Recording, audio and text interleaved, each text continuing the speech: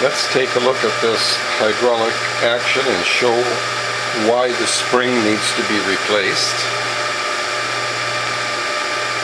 Let that go up all the way.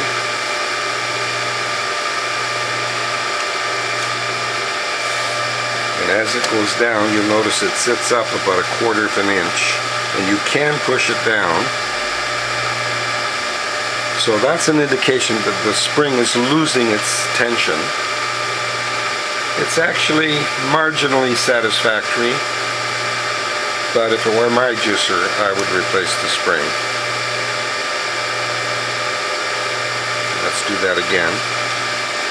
And this time let's turn it off. And you'll see when you turn it off it goes down by itself, but you can still push it a little bit more. So there's an indication that the spring is going bad. Now here's the same juicer with the improved chrome alloy spring that was custom made for Whole Health Foundation. And we'll notice that going up.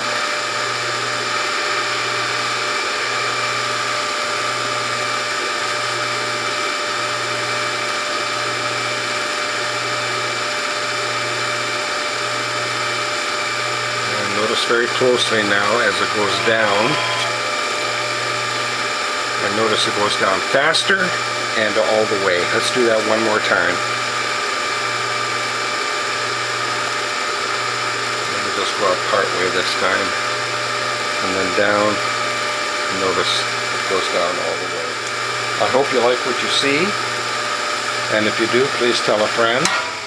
If you'd like to contact me, my phone number is 760-753-0321. My email address is developtrust@cox.net. And my webpage is wholehealthfound.com. See you in the next video.